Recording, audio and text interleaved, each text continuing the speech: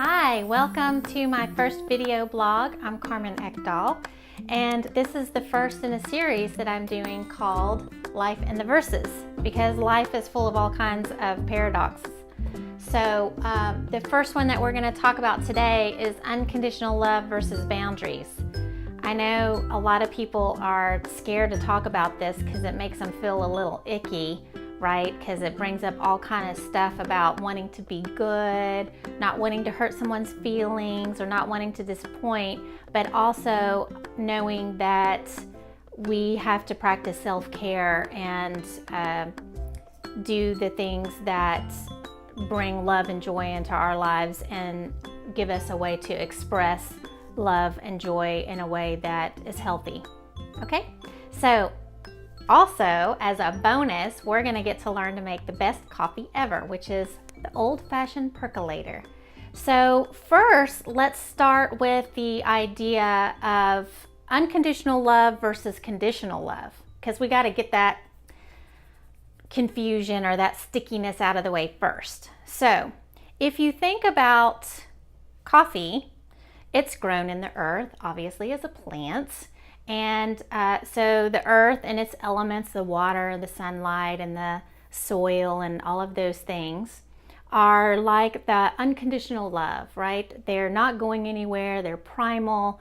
They're just ingrained in our humanity. And so for our coffee, we have water that I've already put in here, and the water represents the unconditional love because it is ongoing and everlasting.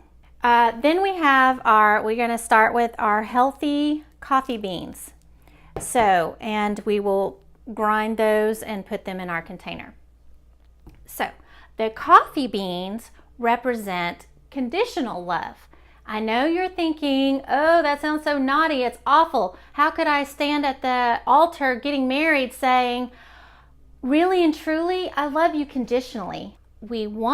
Our goal will be to have unconditional love and to nurture that, but the truth and the reality is that the love is conditional. And that's what makes it all the more beautiful and sweet. It's not a bad thing. It's okay. It's not an either or. So the conditional love is represented by our beautiful coffee beans. Now, coffee beans are important. You want coffee beans that look oily, right? Because that means that they are strong, healthy beans, much like the love that we want to generate.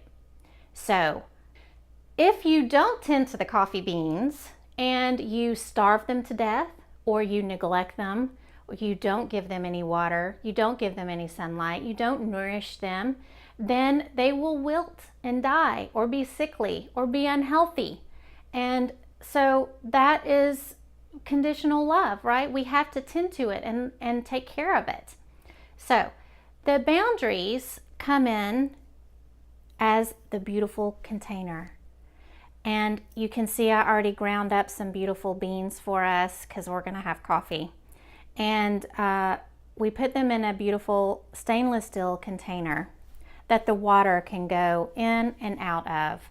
And so the coffee grounds represent our relationships in life, all the particles and relationships in life.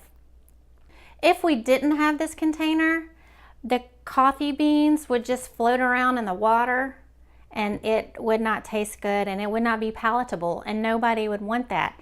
But that happens a lot.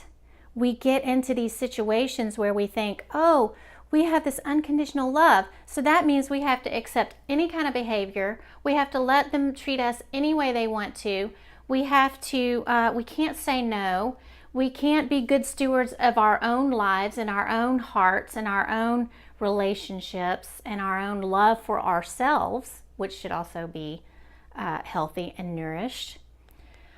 So then what happens is you create a false peace where we're just keeping the peace. We don't want to say anything bad. We don't want to hurt anybody's feelings.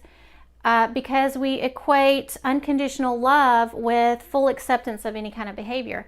So back to making our coffee. So the water represents the unconditional love. It's primal. We can't live without water, right? And just like we can't live without unconditional love, it's a primal need. It's a love of humanity. Everyone needs it. And if you don't have it, then it messes us up in a really fundamental way. So everyone needs love, okay? But the boundaries provide us a container for the relationships or for the coffee beans, which gives us a more rich and more full experience of love. So this is our conduit. It's the heating element, because we also like a little heat and passion in life with our love. That's delicious too. So we want to put that in there. Notice how it has to be centered, right? So we need to be centered, know who we are, be in love with ourselves, know who we are, what we're okay with.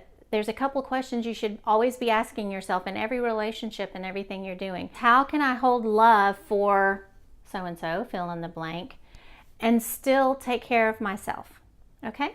Because nobody likes to be a doormat. So, and nobody likes flat, icky coffee either.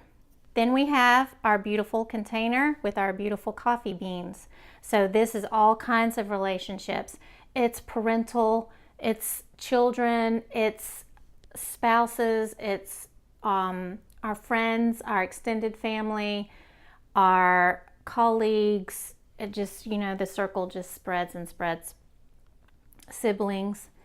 So then we have to line it up on here and get it in there. And then we put a lid on it. Now, if there is someone in my family who I love, I may still have unconditional love for that person because it's just part of my nature, and it's part of all of our nature, and I have a love, that unconditional love, but they're not an active part of my day-to-day life. I keep our relationship in a safe container of healthiness so that there is not resentment or anger or secrets. When you don't have healthy boundaries, there are consequences for that. And some of the consequences are what I just said: resentment, anger, secret keeping. Now, a lot of people have a problem with that because they think it means they're being bad. They think that it means that they are being judgmental or harsh. And this whole exercise is not about giving permission to just be, oh snap, you looked at me the wrong way. I don't know who you think you are talking to me like that at the dinner table and just being rude. And it's not about that. We don't need to be all like that. This is not, I'm not going to name any reality shows, but pretty much all of them. Okay, so then we want to put our safety, see, locked, unlocked. We want to put it here. So and then we secure it, right? So maybe we secure it with self-care, we secure it with nurturing, we secure it with our own self-reflection. So it's good to do our own internal self-reflection, right? Because unconditional love starts with us, and we have to have grace and mercy and the ability to communicate, not just with our own inner reflections, but communicate with other people so we can have conversation.